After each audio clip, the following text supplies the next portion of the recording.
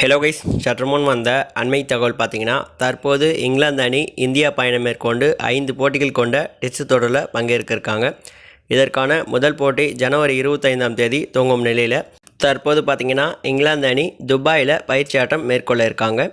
எப்போவுமே பார்த்தீங்கன்னா டெஸ்ட் போட்டிகள் அப்படின்னாலே ஆஷஸுக்கு பிறகு இந்தியா மற்றும் ஆஸ்திரேலியாவும் இந்தியா மற்றும் இங்கிலாந்தும் பார்த்தீங்கன்னா மிகவும் சுவாரஸ்யமாக அமையும். அது மட்டும் இல்லாமல் பல முன்னணி வீரர்களிருந்தும் அனல் பறக்கும் பேச்சும் வெளிப்படும், கான்ட்ரவர்சியான டாப்பிக்கும் வெளியாகும். அந்த விதத்தில் பார்த்தீங்கன்னா தற்போது இங்கிலாந்து தரப்பிலிருந்து மிகவும் சுவாரஸ்யமான தகவல் ஒன்று வெளியாகியிருக்கு. இது பார்த்தீங்கன்னா இந்தியாவுடைய ரசிகர்களுக்கும் இந்தியாவுடைய முன்னாள் வீரர்களுக்கும் தற்போது கோபத்தை ஏற்படுத்தியிருக்கு. அதாவது பார்த்தீங்கன்னா கடந்த 2021 இங்கிலாந்து அணி இந்தியா பயணம் மேற்கொண்ட போது படுதோல்வி அடைஞ்சிருந்தாங்க.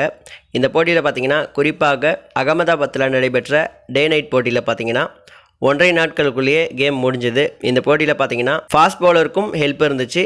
குறிப்பாக பார்த்தீங்கன்னா ஜோஃப்ரா ஆர்ச்சர் மற்றும் இந்தியா தரப்பில் இருந்து இஷாந்த் சர்மாவும் பார்த்தீங்கன்னா இந்த போட்டியில் வேகப்பந்து வீச்சில் விக்கெட்டை வீழ்த்தி இருந்தாங்க.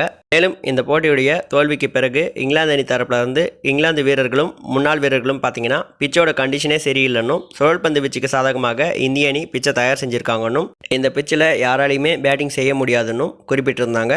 ஆனாலும் பார்த்தீங்கன்னா இந்தியா தரப்பில் இருந்து ரோஹித் சர்மா மற்றும் விராட் கோலி இந்த போட்டியில் சிறப்பாக செயல்பட்டிருந்தாங்க. குறிப்பாக பார்த்தீங்கன்னா ரோஹித் சர்மா நடைபெற்ற 2 இன்னிங்ஸ்லேயுமே பார்த்தீங்கன்னா அதிரடியாக ஒரு நாள் போட்டி முறை செயல்பட்டிருந்தார். குறிப்பாக முதல் இன்னிங்ஸில் அரை சதம் பதிவு செஞ்சுருந்தார். இரண்டாவது இன்னிங்ஸ்லையும் பார்த்தீங்கன்னா இந்திய அணி 10 விக்கெட் வித்தியாசத்தில் அபார வெற்றி அடைஞ்சிருந்தாங்க. இரண்டாவது இன்னிங்ஸ்லையும் பார்த்தீங்கன்னா ரோஹித் சர்மா T20 போல அதிரடியாக செயல்பட்டிருந்தார். ஆனாலும் பார்த்தீங்கன்னா இந்த தொடர் முடிவடைந்த பிறகு அந்த போட்டியுடைய நடுவரும் பிளேயர்ஸுமே கம்ப்ளைண்ட் பண்ண காரணத்தினால ஐசிசி தரப்பில் இருந்து அகமதாபாத் மைதானத்துக்கு தகுதியிழப்பு புள்ளி வழங்கப்பட்டது. மேலும் தற்போது அண்மையில் நிறைவடைந்த இந்தியா மற்றும் சவுத் ஆப்பிரிக்கா இடையேயான முதல் டெஸ்ட் போட்டியில் பார்த்தீங்கன்னா சவுத் ஆப்பிரிக்க அணி தரப்பில் இருந்து எந்த ஒரு சுழல்பந்து வீச்சாளரும் அணியில் சேர்க்கப்படலை. மேலும் இந்தியா தரப்பில் இருந்து அஸ்வின் மட்டுமே சேர்க்கப்பட்டிருந்தார். அவரும் பார்த்தீங்கன்னா 19 ஓவர்கள் வீசி வெறும் ஒரே விக்கெட் மட்டுமே வீழ்த்தியிருந்தார். இந்த போட்டியில் பார்த்தீங்கன்னா இந்தியா தரப்பில் இருந்து KL ராகுலும் சவுத் ஆப்பிரிக்கா தரப்பில் இருந்து டீன் எல்கரும் சதம் விளாசி இருந்தாங்க.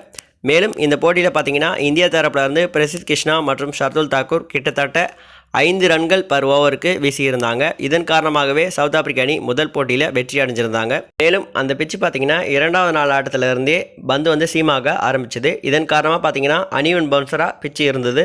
இதன் காரணமாக பார்த்தீங்கன்னா இந்திய அணி அந்த போட்டியில் இன்னிங்ஸ் தோல்வி அடைஞ்ச முக்கிய காரணமாக அமைஞ்சிருந்தது. அது மட்டும் இல்லாமல் இந்த போட்டியில் பார்த்தீங்கன்னா ரோஹித் சர்மா முதல் இன்னிங்ஸில் லோ கீப்பில் ஸ்லிப் கேட்சுக்கும் அடுத்ததாக இரண்டாவது இன்னிங்ஸில் எக்ஸ்ட்ரா பவுன்சரில் டீப் ஸ்கொயர் லெக்லையும் கேட்ச் கொடுத்து வெளியேறியிருந்தார். இதன் காரணமாகவே அதிருப்தி அடைஞ்ச ரோஹித் சர்மா 2வது டெஸ்ட் போட்டியில் பார்த்தீங்கன்னா ஒரு நாள் போட்டியை போல அதிரடியாக செயல்பட்டிருந்தார்.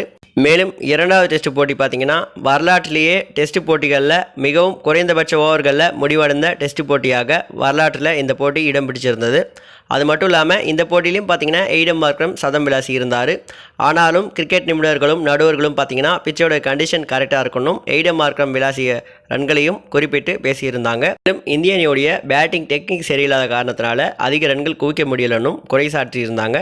மேலும் இங்கிலாந்துக்கு எதிராக 2021 ரோஹித் சர்மா சிறப்பாக செயல்பட்ட போதிலும் பிச்சோட கண்டிஷன் சரியில்லை அப்படின்னு சொன்ன நிபுணர்களும் அம்பையர்களும் இந்த போட்டியில் எதுவுமே கூறாது ரோஹித் சர்மாவுக்கு பெரும் அதிருப்தியை ஏற்படுத்தியிருந்தது. அது மட்டும் இல்லாமல் 2 இன்னிங்ஸ்லையுமே பார்த்தீங்கன்னா சுழல்பந்து வீச்சாளர்கள் பந்து வீசக்கூட வரலை. இது பார்த்தீங்கன்னா டெஸ்ட் கிரிக்கெட் வரலாற்றிலேயே மிகவும் அரிதான விஷயமாக பார்க்கப்படுகிறது. இந்த நிலையில் பார்த்தீங்கன்னா தற்போது போட்டிக்கு பிறகு இது குறித்து பேசிய ரோஹித் சர்மா தற்போது இந்திய அணி விளையாடிய 2 மைதானமுமே மிகவும் சிறப்பு வாய்ந்த மைதானம்னும் மேலும் டெஸ்ட் போட்டிகள் அதிகமாக இன்னமும் இந்த இடத்துல நடக்கணும்னு தெரிவிச்சிருந்தார். அது மட்டும் இல்லாமல் இந்த 2 போட்டிகள்லையுமே பேட்டிங்கோடைய டெக்னிக் தான் சரியில்லைன்னும் பிச்சோட கண்டிஷன் அற்புதமாக இருந்துச்சுன்னும் ரோஹித் சர்மா சிரித்தபடியே சொல்லியிருந்தார். அது மட்டும் இல்லாமல் இந்த போட்டியில் 2லையுமே பார்த்தீங்கன்னா முதல் நாளில் இருந்தே வேகப்பந்து வீச்சு சீமாக தொடங்கியது. இதனால் பார்த்தீங்கன்னா ரோஹித் சர்மா இனிமேல் இந்தியாவில் நடக்கிற அனைத்து டெஸ்ட் போட்டிகளிலுமே சுழல் பந்து வீச்சு முதல் நாள்லேருந்தே சுழல தொடங்கும்னும் மேலும் இந்த 2 போட்டிகளில் நடுவரும் பிளேயர்ஸும் எப்படி சைலண்ட்டாக இருந்தாங்களோ அதே மாதிரி இந்தியாவில் நடக்கிற அனைத்து டெஸ்ட் போட்டிகளிலுமே அம்பையரும் பிளேயர்ஸும் சைலண்ட்டாக இருக்கணும்னு கோபத்தோடு சொல்லிட்டு வெளியேறியிருந்தார்.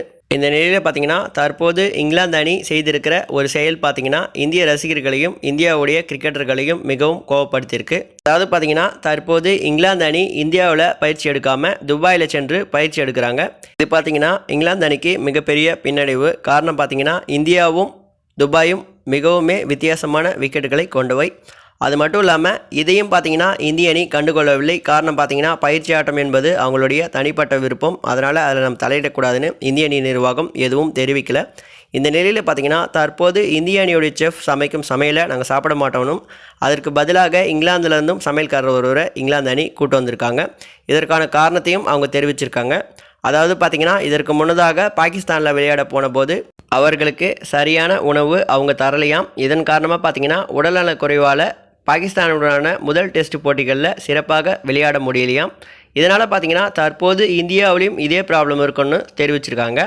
அது மட்டும் இல்லாமல் இந்தியாவில் விளையாடுறதுக்கு எந்த ஒரு பிச்சும் இல்லைன்னும், அதன் காரணமாகவே நாங்கள் தற்போது துபாயில் போய் விளையாடுறோன்னும், இந்தியாவில் செய்கிற சாப்பாடு எங்களுக்கு தேவையில்லைன்னும் தெரிவிச்சிருக்காங்க. இந்த விஷயம் பார்த்திங்கன்னா தற்போது இந்திய கிரிக்கெட்டர்களையும் இந்திய ரசிகர்களையும் பிசிஐயும் மிகவும் கோவப்படுத்தியிருக்கு. இதன் விளைவாக பார்த்தீங்கன்னா தற்போது இந்திய அணியுடைய முன்னாள் வீரர்களான ஷேவாக் மற்றும் ஆகாஷ் சோப்ரா பார்த்தீங்கன்னா இங்கிலாந்து அணியை கடுமையாக விமர்சனம் செஞ்சுருக்காங்க.